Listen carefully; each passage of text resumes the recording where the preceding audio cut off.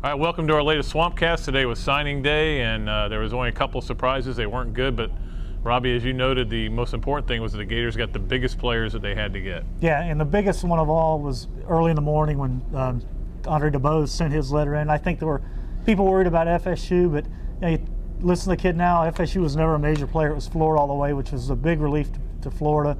You know, Urban Meyer today was comparing him to Percy Harvin. He has a lot of those skills, and he was a real priority because, you know, Harvin's leaving. He's one type of player that's going to be missing offense. I think he can play early, and then Gary Brown, the defensive tackle, came on board after that, and then Johnny Jenkins, one of the top-rated linebackers in the country, you know, announced on TV. So it was a great day for Florida. Some misses, but that was kind of to be expected. Yeah, they lose new Keith Richardson to Tennessee and Teague to Tennessee. Some guys maybe they hoped, but I think they were long shots. Yeah. Guys like Trent Richardson and Dre Kirkpatrick. But you know, the big relief is, of course, that signing day is over. Yeah, we don't have to deal with it anymore. Yeah. I mean, to me, Robbie, it just escalates every year into how weird it gets and the circus it becomes. And you know, I think one of these days it's going to be like replace American Idol, where the guys go on there and they go, I'm going to your school, but I'm at that school. No, that school. Look, the kid at South Carolina, the wide receiver, who was a big recruit for Spurrier, announces at signing day, and he goes, I'm going to USC. And everybody goes, which one? Which one? He goes, I'm going to University of Southern California. And they roll out a banner behind him, Southern California. He goes, no, I'm going to South Carolina. I mean, it's ridiculous. Yeah. And we've created this, the media, the fans, the players themselves, the coaches with all the pressure.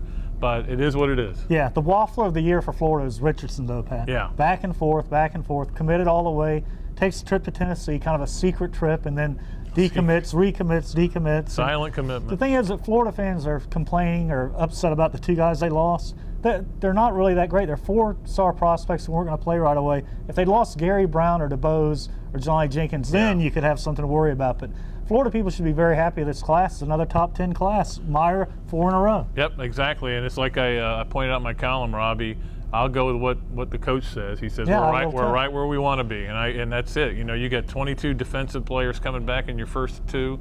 You've got most of your offense coming back. You got Tebow back, and you're adding another good class. Next year, it'll be even easier to recruit because you're going to lose so many guys. Yeah. So I just think they're going to keep piling it up, and I think they're fine. Yeah, and 2010 is loaded in the state of Florida, too. And, right. You know, Pat, Meyer talked about evaluation. They evaluate players. Like Gillislee, the running back out of DeLand. A lot of people didn't have him ranked high. Florida loves him. Meyer said they love the kids. Mm-hmm. So, you know, trust who they sign. The star thing doesn't matter, even though most of them are 4 or 5. So. What star are you?